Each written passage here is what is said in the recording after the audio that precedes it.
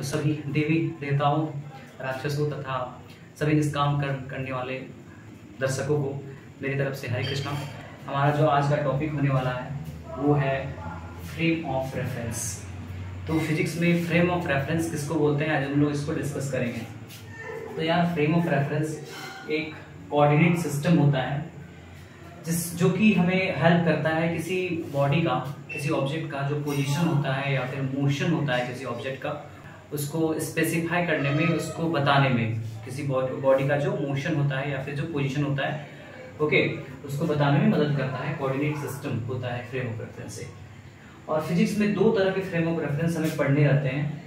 वो है पहला इनर्शियल फ्रेम ऑफ रेफरेंस और दूसरा है non inertial frame of reference. तो inertial frame of reference basically ये जो वर्ड आया है, जो आप पढ़े थे न्यूटन का जो फर्स्ट लॉ था इनर्शिया, तो उसी से ये वर्ड आया इनर्शिया, जिसका मतलब जड़त्व होता है।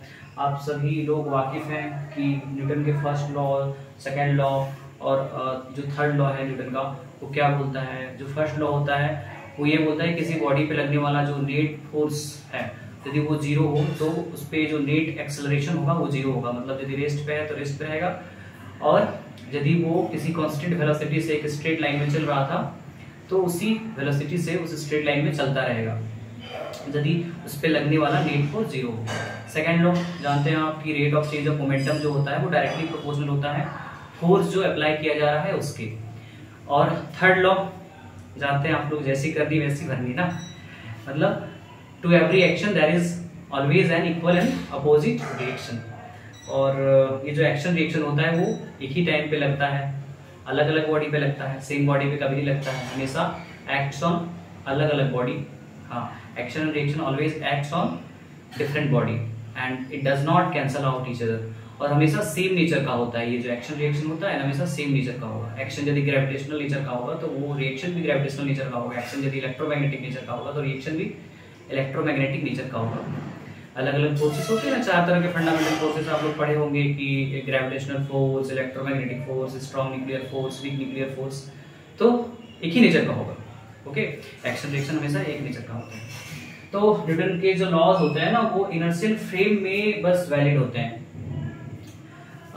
नॉन इनर्शियल फ्रेम जो होता है ना उसमें न्यूटन के लॉज वैलिड नहीं होते हैं। उसमें देखा जाने लगा कि न्यूटन के लॉज यहाँ पे तो वैलिड हो ही नहीं रहे।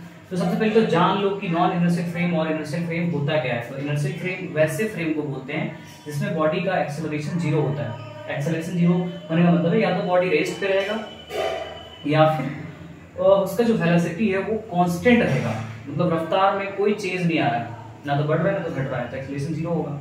ना तो वेलोसिटी का डायरेक्शन चेंज हो रहा है, क्योंकि वेलोसिटी अपने आप में स्पीड भी होता है और डायरेक्शन भी होता है, तो डायरेक्शन भी चेंज नहीं हो रहा है और उसका मैग्नीट्यूड भी चेंज नहीं हो रहा है। ठीक है, तो एक्सेलरेशन जीरो, उसको हम लोग बोलेंगे inertial frame. Non inertial frame वैसे फ्रेम को बोला जाता है जिसमें बॉडी का जो एक्सेलरेशन होता है वो that will not be zero. अब जीरो नहीं होगा तो कुछ नॉन जीरो डिजिट होगा, इसका मतलब बॉडी के पास कुछ ना कुछ एक्सेलरेशन होगा। ठीक है, मतलब एक्सेलरेटेड होगा। तो नॉन इनर्शियल फ्रेम को हम लोग एक्सेलरेटेड फ्रेम भी बोलते हैं, इसको नॉन एक्सेलरेटेड फ्रेम, मतलब एक्सेलरेशन है ही नहीं, तो नॉन एक्सेलरेटेड फ्रेम भी बोला जाता है इनर्शियल फ्रेम को। अब नॉन इनर्शियल फ्रेम मतलब यहाँ पे बॉडी के पास कुछ ना कुछ एक्सेलरेशन होगा, A is not equal to zero. Okay, तो इसका उदाहरण क्या है, अर्थ जैसे हम लोग धरती पे हैं, जैसे यहाँ पे देखिए, अभी हम लोग कुछ और देखने वाले हैं इसमें दो केस, बट अभी आप बस इसको देखो, इस फिगर को। तो एक ऑब्जर्वर है, एक बंदा है जो कि ग्राउंड में है। तो ग्राउंड सबसे पहले इसको हम लोग क्या मानेंगे, तो देखो यार ग्राउंड अर्थ जो होता है ना वो वास्तव में तो नॉन इनर्शियल फ्रेम ही है, वो एक्सेलरेटेड ही है, क्योंकि जो अर्थ है वो तो गोल गोल घूम रहा है। अब वो जब गोल गोल घूम रहा है तो उसका एक्सेलरेशन होगा, उसके पास कुछ ना कुछ वेलोसिटी में चेंज आएगा, डायरेक्शन में चेंज की वजह से, लेकिन उसका जो एक्सेलरेशन होता है ना वो काफी कम होता है, काफी स्मॉल होता है, जिसके चलते हम लोग मतलब लेबोरेटरी फ्रेम में हम लोग जो भी लॉज स्टडी किए हैं न्यूटन्स के लॉज वो रॉन्ग ना हो जाए, इसीलिए हम लोग जो अर्थ होता है ना उसको इनर्शियल फ्रेम ही मान के चलते हैं, क्योंकि उसका एक्सेलरेशन बहुत स्मॉल होता है। तो मतलब हम लोग लगभग जीरो ही मान के चलते हैं। और यदि बहुत ही सोफिस्टिकेटेड चीजों को डिस्कस ना किया जाए तो अर्थ को हम लोग एक इनर्शियल फ्रेम मान के चल सकते हैं। तो हम लोग जो भी डिस्कस करेंगे क्लास 11th में उसमें हम लोग अर्थ को इनर्शियल फ्रेम मान के ही चलेंगे, मतलब उसमें एक्सेलरेशन जीरो होगा। जब भी हम ग्राउंड पे होंगे तो आप समझ लो कि वो हालांकि है तो non inertial frame he, but हम लोग अभी बहुत ही सोफिस्टिकेटेड चीजों का डिस्कस नहीं करने वाले हैं, तो वहां पे एक्सेलरेशन हम लोग जीरो ही मान के चलेंगे, मतलब अर्थ ग्राउंड इनर्शियल फ्रेम में ही आएगा। ओके, तो आप लोगों को समझ में आ गया नॉन इनर्शियल फ्रेम क्या होता है, इसमें एक्सेलरेशन जीरो नहीं होता है और इसमें एक्सेलरेशन जीरो होता है। अब स्यूडो फोर्स क्या होता है, स्यूडो फोर्स को क्यों इंट्रोड्यूस किया गया? एक्चुअली हुआ क्या ना कि न्यूटन्स के जो लॉज हैं, एज आई टोल्ड यू, कि बस इनर्शियल फ्रेम में ही वैलिड होते हैं। इसमें न्यूटन्स के जो लॉज हैं वो इसमें वैलिड हो ही नहीं रहे थे, तो इसको सही करने के लिए, मतलब जो भी अभी तक हम लोग स्टडी किए थे न्यूटन्स के लॉज में जो भी हमने पढ़ा है वो गलत ना हो जाए, इसलिए एक नए फोर्स को इंट्रोड्यूस किया गया जिसे स्यूडो फोर्स बोलते हैं। स्यूडो फोर्स मतलब पी यहाँ पे साइलेंट है, उसको फिक्टिशियस फोर्स या फिर हिंदी में उसको छद्म बल भी बोलते हैं, ठीक है। तो एक धोखाधड़ी वाला फोर्स है basically, that is not actually a force, but Newton's के लॉज को वैलिड करने के लिए उसको लाया गया, इंट्रोड्यूस किया गया है। जैसे आप थोड़ा सा यहाँ पे देखो, यहाँ पे समझो, हम दो केस यहाँ पे लिए हैं। एक पहला जो केस है यहाँ पे देखो, एक ऑब्जर्वर है जो कि ग्राउंड में है, ग्राउंड को हम लोग क्या मान के चले हैं, इनर्शियल फ्रेम, और यहाँ पे एक लिफ्ट है और इसमें एक कोई स्प्रिंग ले लिए है, उसमें एक m मास टंगा हुआ है, ठीक है। अब इस पे नीचे mg लग रहा है, FBD बनाया है इसका, आप लोग FBD पढ़े हो, फ्री बॉडी डायग्राम बनाना, तो tension always acts away from body, तो टेंशन ऊपर तरफ लगा है और ये जो लिफ्ट है ना वो ऊपर तरफ जा रहा है, एक्सेलरेशन का डायरेक्शन ऊपर तरफ है। अब ये जब ऑब्जर्वर ग्राउंड में खड़ा है और इस लिफ्ट को देख रहा है तो ये इसको चलता हुआ नजर आ रहा है, मोशन में नजर आ रहा है। ये जो लिफ्ट है, लिफ्ट में जो ये मास m मास का ऑब्जेक्ट है ना, ये मोशन में नजर आ रहा है, इसके पास एक्सेलरेशन भी है। अच्छा, ठीक है।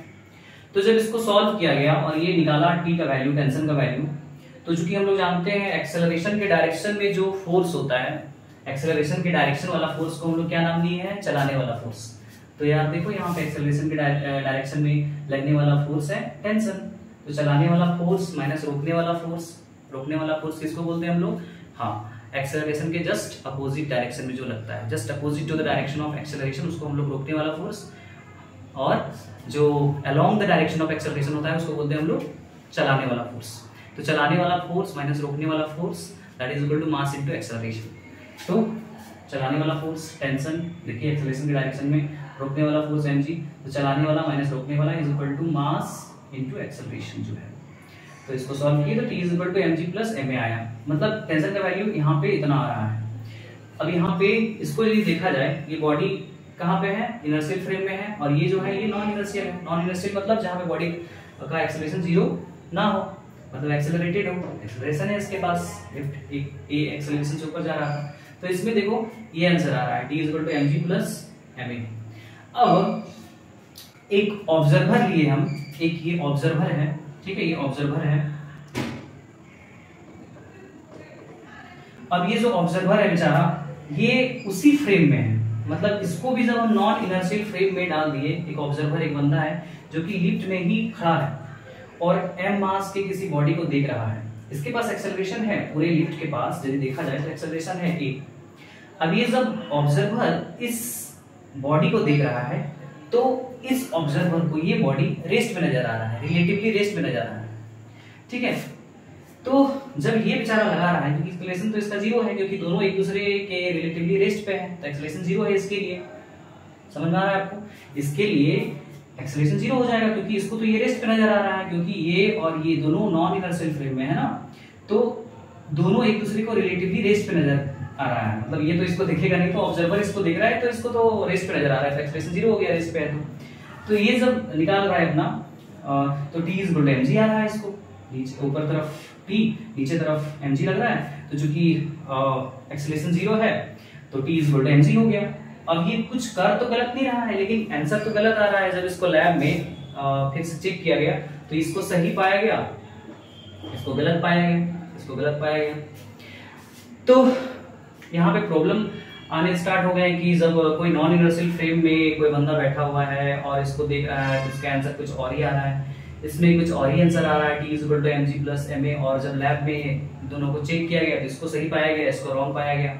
जबकि ये यदि देखा जाए तो कर्व तो बेचारा सही सब कुछ कर ही रहा है, मैथ्स तो सब सही लगा रहा है, ऊपर तरफ टेंशन लग रहा है, नीचे mg लग रहा है, और ये जो कि इसको रेस पे नजर आ रहा है तो एक्सेलरेशन 0 लगाया है तो t equal to mg, but ये गलत हो जा रहा है यहाँ पे।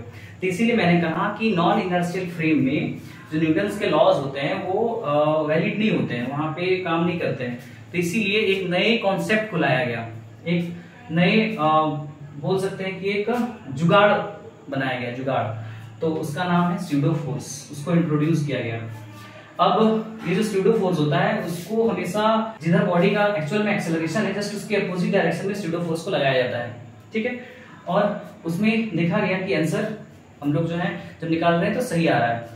तो उसका एक फार्मूला होता है स्यूडो फोर्स का, P is equal to minus ma, जहां पे ये जो नेगेटिव साइन है ये बस बता रहा है कि जिधर एक्सेलरेशन है एक्चुअल में उसके जस्ट अपोजिट डायरेक्शन लगाना है। मतलब यदि इसमें लगाया जाए तो ऐसे नीचे लगेगा, एकदम ऐसे इधर नीचे लगेगा।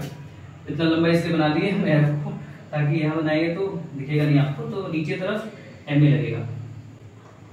अब जब यहाँ पे उसके बाद ये बनाया तो सब सही आ रहा है। अब देखो ये पूरा सिस्टम का एक्सेलरेशन ऊपर तरफ है, इसके पूरे सिस्टम के पास एक एक्सेलरेशन है, ए एक्सेलरेशन है, लेकिन इस ऑब्जर्वर को यदि देखा जाए तो ये जब देख रहा है इस m मास के बॉडी को, इसको तो ये अभी भी रिलेटिवली रेस्ट पे ही नजर आ रहा है, मतलब इसके लिए एक्सेलरेशन तो अभी भी 0 ही है। तो जब एक्सेलरेशन 0 हो जाएगा तो ये वाला फोर्स और ये वाला फोर्स इक्वल हो जाएगा। तो T इज इक्वल टू हम लोग लिख सकते हैं यहाँ पे T इज इक्वल टू, नीचे क्या क्या लग रहा है देखो mg और ma, तो mg प्लस ma। तो जो भी हम लोग को प्रॉब्लम हो रहा था वो सॉल्व हो गया। आप देख सकते हैं यहाँ पे जो आया T is equal to mg plus ma, यहाँ पे भी वही चीज है T is equal to mg plus ma। तो इस प्रकार से जो नॉन इनर्शियल फ्रेम में जो न्यूटन्स के लॉज में जो दिक्कतें आने शुरू हो गई थी वो स्यूडो फोर्स के लगाने से, जो कि एक धोखाधड़ी वाला फोर्स है, जो कि एक जुगाड़ मात्र है, जिसको बोल सकते हैं कि दिमाग लगाया गया कि क्या करने से आंसर सही आ जाए, ठीक है। तो अलग अलग केसेस में इसको देखा गया, आप देखोगे अलग अलग केस और भी जो लेक्चर्स आएंगे आगे तो उसमें, ठीक है। तो उसमें देखा गया कि स्यूडो फोर्स जस्ट बॉडी का जिधर एक्सेलरेशन है जस्ट उसके अपोजिट डायरेक्शन जब लगा दिया जाता है तो उस टाइम पे जो आंसर है वो सही हम लोग आने लगता है। और यहाँ पे जो आप मास देख रहे हैं वो ऑब्जेक्ट का मास है और एक्सेलरेशन जो है वो किसका है, ऑब्जर्वर का। और स्यूडो फोर्स किस पे लगाया जाता है, जिस ऑब्जेक्ट को ऑब्जर्व किया जा रहा है उस ऑब्जेक्ट पे स्यूडो फोर्स लगाया जाता है, इसको देखा जा रहा है ऑब्जर्वर के द्वारा, ठीक है। मास भी इसी का लिया गया है। तो यदि ये वीडियो आपको पसंद आया तो एक हार्ट बना के कमेंट सेक्शन में जरूर डालें और इस वीडियो को ज्यादा से ज्यादा अपने दोस्तों तक शेयर करें और चैनल को लाइक एंड सब्सक्राइब करना भी ना भूलें। Thank you.